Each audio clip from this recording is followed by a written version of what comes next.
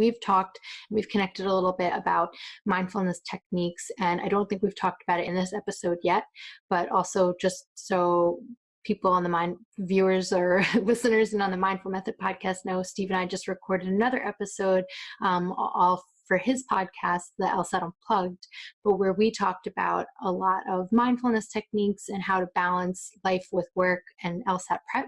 So what's your what's like either your routine or what's your favorite things to do or your takeaways or what you tell students to do in order to find balance between LSAT prep and just working nonstop? And yeah, sure. So the study schedules I created, I mentioned earlier, they go into this a bit. Basically, you want to carve out time every single day and every single week. So in my study schedules, I build in days off, typically 2 or 3 per week. And then within a particular day, you want to carve out the time for studying, but also carve out time for other things. So let's say somebody is able to study full time, where they're not working, they're not in school, they're in a very fortunate position, of course, to be able to study full time. Then they run the risk of burnout. And so I'd say maybe you wake up, you shower, you have breakfast, you exercise, then you study from, let's say, 9 to 12, take a break for lunch, then study from, let's say, 1 to 4. That could be it. Limit your studying to no more than 5 to 6 hours max per day so that you have time for all those things I've mentioned, like sleep, diet, exercise, mindfulness, relaxation, a walk in the park, whatever it may be. Mm-hmm. If you're working, it can be hard to fit in the time to study, and folks will often worry and stress out about not getting it done, or they'll save it for late at night between the hours of 10 p.m. and midnight. Then they have to wake up at 5 or 6 to go to work again or something like that. And so I'd say, try to study. If you're working, try to save studying for right before you start working. So let's say you typically get to work at 9, maybe get to work at 7:30 or 8 instead. And while you're at the office or at a coffee shop nearby, you could carve out a few hours to study.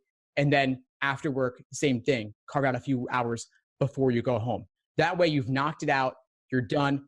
You don't have to think about it. Otherwise, it's kind of hanging over you as the last thing you do that day, and you can't go to sleep till it happens. But if you wait till then, 10 p.m., you're exhausted, you're tired, you had a big day at work or whatever it was, and then you're not going to be at your sharpest. And there's nothing worse than studying and not getting good results because you were tired, not because you understand it. But as we've discussed, the LSAT requires you to be at your fullest potential, your top 100% capacity.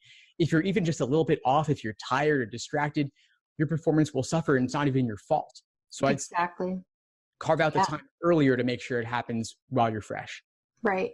And these are things that I also recommend people do, even during law school as well, because if you carve out those times before the rest of the world wakes up, so to speak, and people aren't bothering you, you will have so much room to make progress in that 1 hour of uninterrupted time than you would in 3 hours of interrupted time.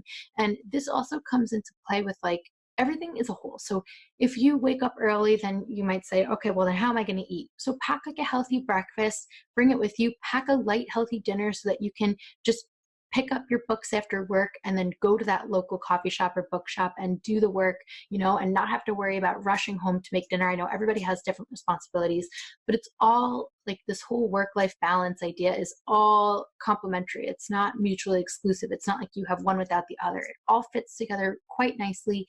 And then you will be energized and you will be fueling your body and hydrating yourself and allowing yourself to have the energy to go through this test, because studying is draining. It drains your energy completely. And then taking the test, especially when you get to the point, like you mentioned earlier, of taking 10 practice tests at least throughout your test prep program, that is so draining on your energy. And you want to be able to, like you mentioned, have your peak productivity be the day of the test. So it's really important. Thanks for tuning into the show. Please subscribe if you haven't done so already to be notified of new episodes as I release them. And feel free to reach out if you need anything at all as you move forward with your prep. I'm happy to help however I can. In the meantime, I'll wish you all the best and take care.